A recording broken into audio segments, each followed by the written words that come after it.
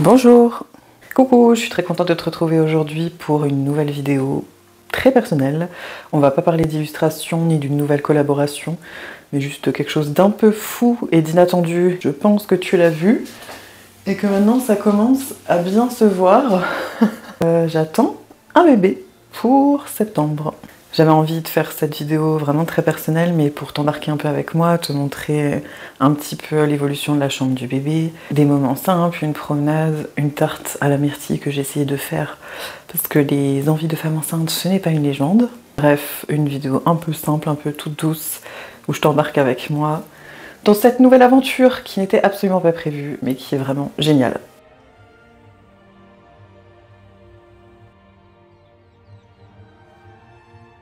Par où commencer? Ce fameux matin de mars, je me réveille, je fais le test en me disant évidemment il sera négatif vu que je ne peux pas avoir d'enfant naturellement. Et à ma grande surprise, j'attends quelques minutes et je vois 2 barres s'indiquer sur le test. Et je commence à rire, mais rire, c'était un rire nerveux, un rire de surprise en même temps, c'était plein de sentiments mélangés.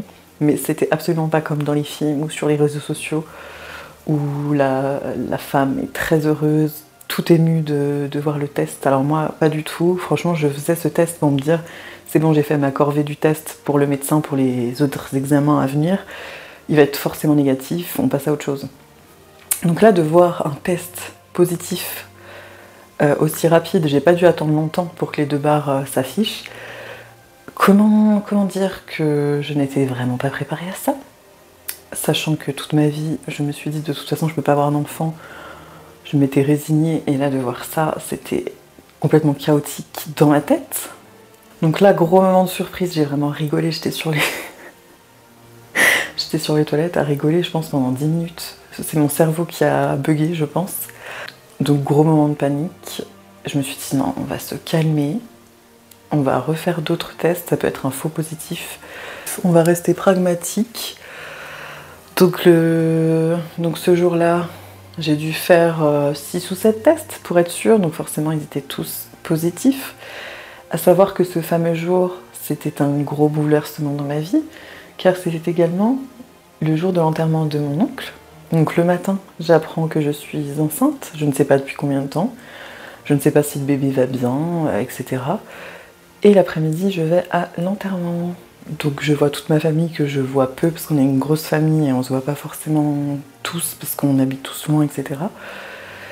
Donc très content de se réunir, malheureusement pour un événement tragique, mais tout en sachant que je suis enceinte, que c'est avéré, les 6 ou 7 tests sont tous positifs et que forcément je vais pas le dire. Forcément à l'enterrement il y avait mes parents aussi. Ça va ma fille, tout va bien? Oui, tout va super bien. Comment dire que cette journée-là était complètement lunaire. C'était vraiment un mélange de sentiments. Et très rapidement, avec le papa, on s'est dit que si le bébé allait bien, ben on le garderait. Donc, au moins, on était sur la même longueur d'onde. Et s'ensuit un bouleversement total. Pour tout le monde dans une vie, attendre un enfant, c'est un gros bouleversement. Déjà quand c'est attendu, que le couple est stable, que c'est un projet, qu'il y a eu des PMA ou non, que ça a été long ou pas d'avoir un enfant, c'est de toute façon un énorme bouleversement dans sa vie. Mais alors là, quand toute votre vie vous êtes persuadé que vous ne pouvez pas avoir d'enfant, et qu'à un moment donné de votre vie, alors que vous y pensiez plus du tout, que vous aviez d'autres projets, que vous étiez dans une période complètement floue et instable par rapport à plein de choses, ce petit être ait décidé de venir se loger en moi à ce moment-là, c'est quand même fou. Franchement, je suis super contente, mais c'est quand même compliqué émotionnellement à gérer. Là, j'arrive vraiment à me rendre compte que je suis enceinte, parce que déjà, physiquement, ça se voit vraiment beaucoup, parce que je suis presque au 8e mois. Donc là, mon ventre est bien développé. Au début, pas trop. J'avais pas un très gros ventre. Et puis, je le sens vraiment bouger, etc. Là, ça devient vraiment concret. Mais en fait, j'ai pas eu le temps de me préparer beaucoup à cette venue. Mais c'est vraiment une bonne nouvelle. À savoir que je l'ai su après 3 mois. Du coup, que j'étais enceinte. Aujourd'hui, j'apprends, je me renseigne sur la maternité, sur l'éducation, sur comment s'occuper d'un enfant, l'évolution, etc. Sujet auquel je m'étais jamais intéressée de ma vie. Mes amis ou ma famille qui avaient des enfants, forcément, j'étais contente de les voir, de jouer avec, etc. Mais je m'étais posé aucune question sur la parentalité parce que pour moi, c'était un non-sujet. Pour moi, je ne serais pas mère, je fais autre chose de ma vie. Là, j'étais en transition professionnelle, je voulais relancer aussi mon entreprise, enfin bref, plein de mouvements de toute façon depuis que j'ai quitté la Suisse et que je suis revenue en France. Et donc moi je continuais là-dedans. Ma dernière vidéo parlait voilà, de ma perte de poids, de mon voyage solo en Bretagne. D'ailleurs je devais faire une vidéo sur la Bretagne, vu que je suis partie un mois seule en septembre. Je ne l'ai pas sortie, justement parce qu'il y a eu tellement de bouleversements dans ma vie. Je ne suis plus moi-même. C'est une série Netflix. Quand j'étais en Suisse, et je me rappelle très bien que quand j'étais en Suisse, parfois je trouvais ma vie un peu calme, un peu rangée. Voilà, j'avais mon entreprise, mon compagnon depuis longtemps, la maison, etc. Mon cercle social, mes habitudes. Et je me disais, mais des fois, je m'ennuie un peu, c'est un peu trop calme, un peu routinier. Comment dire que là, l'univers ou je ne sais qui, ou moi-même, a bien retenu ce que j'ai pu dire. Autant dire que maintenant, depuis 1 an et demi que je suis revenue en France, il n'y a rien de calme, tout change tout le temps. Je ne suis plus rien. J'ai pas le choix de m'adapter, et c'est souvent pour des choses hyper cool, d'autres un peu moins. Mais là, ça fait vraiment beaucoup de mouvements, j'ai l'impression que ça ne s'arrête jamais. Et en plus, cette grossesse qui arrive pas forcément au bon moment pour plein de raisons, mais ça, je vais pas rentrer dans les détails.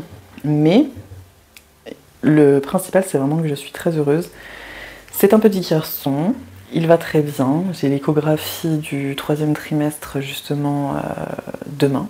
Chouette de découvrir tout cet univers autour de la maternité, mais c'est vraiment déstabilisant parce que j'aurais jamais pensé devoir un jour dans ma vie acheter des vêtements pour bébé autres que pour mes copines, mais pour mon propre enfant. Et ce qui est fou, c'est que par exemple par rapport au prénom, le prénom a été trouvé le lendemain de l'annonce de la grossesse, alors qu'on ne savait pas si le bébé allait bien, s'il était en bonne santé, etc. On a trouvé le prénom pour garçon et fille directement le lendemain. Donc il y a plein de choses qui se sont faites de manière fluide, d'autres pas du tout. En fait, je suis pas vraiment angoissée à l'idée d'avoir un enfant. Je sais que ça va changer beaucoup de choses, je dis ça maintenant, mais c'est plutôt le reste autour de me dire est-ce que ça va suffire, est-ce que je vais lui donner le meilleur environnement possible, est-ce que je vais savoir tout faire? Donc je pense que c'est normal tout ce genre de questionnement. Mais en fait pour moi là ça me fait pas peur d'être mère, je suis franchement trop contente. Mais en fait je pense qu'en fait dès qu'on est enceinte on est déjà maman, même si l'instinct maternel on y croit, on n'y croit pas, enfin c'est même pas une question de croyance. Enfin moi je sais que je l'aime déjà et que j'ai hâte de le voir. Ça fait trop bizarre de dire ça. Et voilà, chaque qu'il est dans mon ventre, que je lui parle, que je le masse à travers mon ventre. Et pour moi, il fait déjà partie de ma vie. Même si physiquement il n'est pas là. Et même si je sais que là, c'est les derniers moments où je suis seule. Et qu'après, je serai plus jamais seule, vu que j'aurai un petit bébé. Mais c'est sûr que j'avais plein d'autres projets qui sont modifiés. Évidemment, de toute façon, la vie change tout le temps.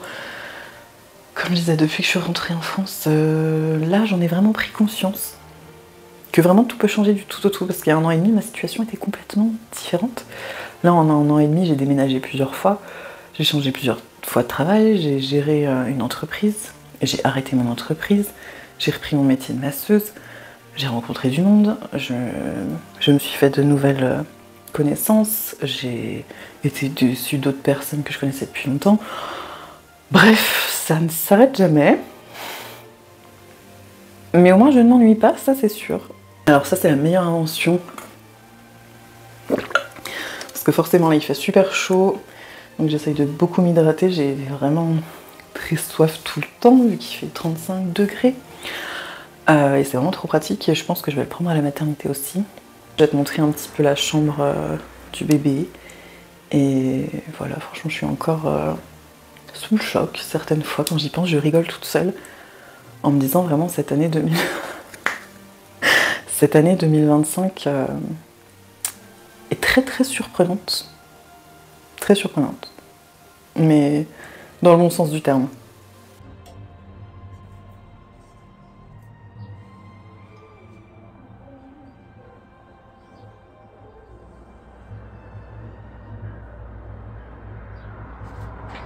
Mission du jour, essayer de monter ce petit meuble. Bon, on va s'asseoir. Est-ce que je vais réussir à me relever? Monter les meubles, même des choses simples comme ça, je déteste.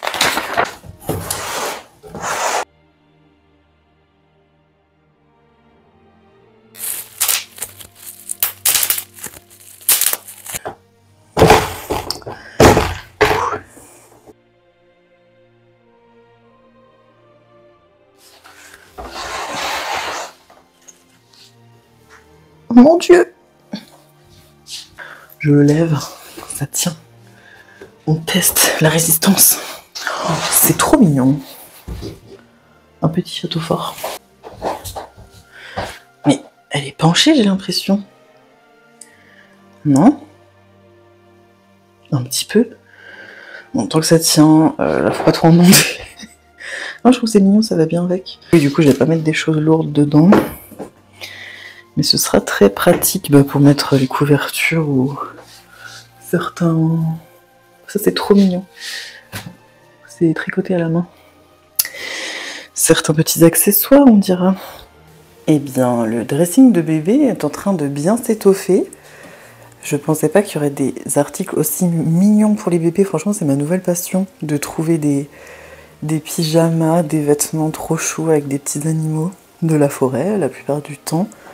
Franchement, j'adore. Toujours dans les teintes un peu marronnées, etc. Ça, ce sera sa tenue de sortie. C'est un cadeau de ma maman. Puis voilà, comme vu que je suis illustratrice, c'est sûr que moi, je suis friande de toutes les petites choses mignonnes.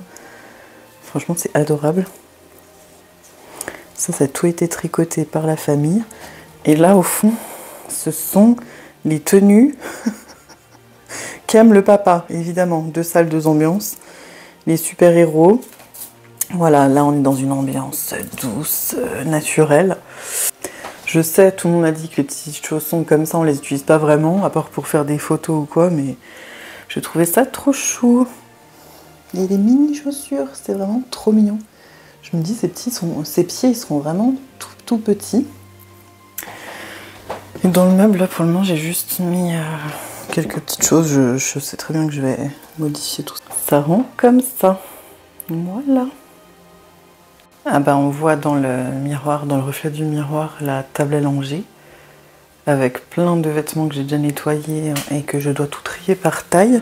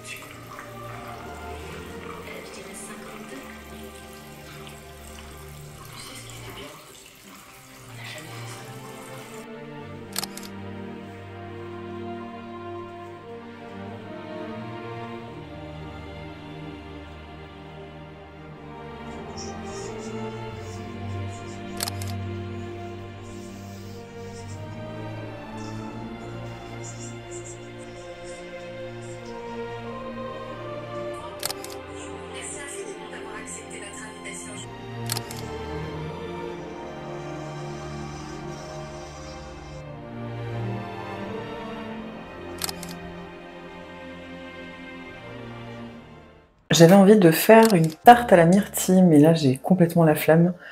Du coup, je ne vais pas faire la pâte moi-même. Une pâte déjà toute faite. Et en plus, c'est une pâte feuilletée. Donc je sais pas si ça va être bon. Ces derniers jours, j'ai aucune énergie. Bon, je vais me doucher, je mange, je me repose. Je regarde des films. Et c'est à peu près tout. Parce que je commence quelque chose, après, je retourne faire la sieste. J'ai cassé mon plat à tarte. Donc ce sera dans un plat carré. Voilà. Rien qui va. Mais on verra si c'est quand même bon ou pas. C'est sûr que ce sera moins beau qu'une tarte traditionnelle avec le quadrillage dessus. Mais bon, on va quand même essayer de faire quelque chose de sympathique et de comestible surtout. Mais là j'ai cru que j'allais vous faire une recette de cuisine que vous alliez suivre, alors que pas du tout. C'est vraiment que j'adore les myrtilles, j'adore les tartes. Je me suis dit pourquoi pas la faire, j'ai des myrtilles dans le frigo. Et j'ai vu une recette de Laura Travelbook justement, qui utilisait aussi une pâte brisée, c'était pas indiqué si elle était industrielle ou pas. Mais bon. Par contre, tous les ingrédients ça ne va pas. Il fallait de la poudre d'amande, j'en ai pas, je vais essayer avec de la purée d'amande. On va voir, hein, on va essayer. Selon la recette, hein, c'est assez simple apparemment. C'est pas du tout une poudre, c'est une pâte. Au pire, ça aura le même goût, mais ça aura pas la même consistance. Oh, il faut faire des tests dans la vie. Mais je pense que la poudre, c'est aussi pour absorber la myrtille qui donne du jus. Je m'en mets partout. 100 g de sucre. Donc on va prendre du sucre cassonade. Tu me dis quand c'est bon? Oh, j'en mets partout. Voilà, 100 g. Il n'y a pas écrit d'ordre ni rien, moi je mets tout comme ça. 3 cuillères à soupe de crème liquide, c'est une crème entière. On va mettre de la crème entière, c'est pas grave. On dirait que ça fait 3. Il fallait 3 jaunes d'œufs, j'avais plus que 2 œufs. Donc on va mettre 2 œufs entiers. Est-ce que je suis bien la recette? Franchement, je la suis super bien la recette, là, je trouve. Et si j'ai bien compris, elle met ça au fond de la tarte. Elle met les myrtilles dessus. Donc c'est des bleuets. Team vraie myrtille ou team bleuet, moi j'aime bien les deux. Et là je vais en rajouter par-dessus, ça fera un peu comme une tourte. Bon là déjà ça ressemble pas du tout à la vidéo. Hein. Et normalement j'aime trop faire des croisillons au-dessus. Mais bon là avec ce que j'ai, ce qui me reste de pâte, je pense que ça va être... ça va être hyper moche.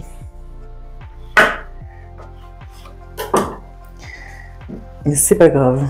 On va tester. On fait avec ce qu'on a, on s'adapte. Oh là là. Je pense que c'est la tarte la plus moche que j'ai jamais faite. Mais la plus rapide. J'ai pas fait la pâte. Là, il n'y a aucun effort sur les croisillons. Aucun. Est-ce que ça donne envie? Pas du tout. On va voir après la cuisson. C'est un échec en essayant de la démouler. Elle s'est toute renversée. Oh mon dieu. Il n'y a rien qui va. Mais bon, ce sera peut-être bon.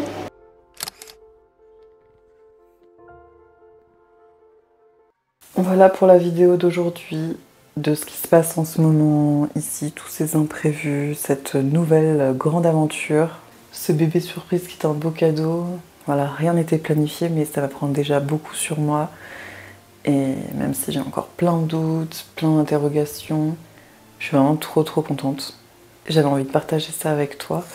D'ailleurs, on a pu en discuter en message privé sur Insta, pour toutes les femmes aussi qui n'arrivent pas à avoir d'enfants, qui comme moi pensaient jamais pouvoir en avoir, qu'elles aient commencé un parcours PMA ou non, ou qu'elles soient célibataires, etc. Bah voilà, j'espère que ça peut donner aussi un peu d'espoir, parce que franchement, comme je disais, moi, j'avais vraiment fait le deuil de la maternité. Et comme quoi, dans un moment tellement improbable de ma vie, ce petit bébé a décidé que c'était le bon moment de venir. Peut-être que dans la prochaine vidéo, il y aura petit bébé ou pas encore. En tout cas, l'automne se rapproche, j'ai hâte, parce que là, 45 degrés, non, j'exagère, mais là, des fois on frôlait les 40 degrés. En étant enceinte, c'est pas l'idéal, mais franchement, même s'il y a plein de problématiques liées à la grossesse, je dois porter des bas de contention, la chaleur ça m'épuise. Franchement, je suis tellement contente que voilà, ça passe au second plan. Forcément, j'ai repris du poids, j'ai perdu 40 kilos. Là, j'en ai repris un peu, ce qui est normal avec la grossesse. Et j'ai hâte aussi quand même de reprendre mon rythme de la salle de sport, etc. après la grossesse. Sachant que là, je fais un peu de marche, mais Je n'ai plus beaucoup d'énergie, je concentre ça pour la fabrication du bébé. Bon, j'arrête de parler, j'espère que cette vidéo t'a plu, même si voilà, on parlait pas du tout d'illustration ou d'automne, mais de cette vraiment super belle nouvelle là, ici. Voilà, je te fais des bisous, à bientôt.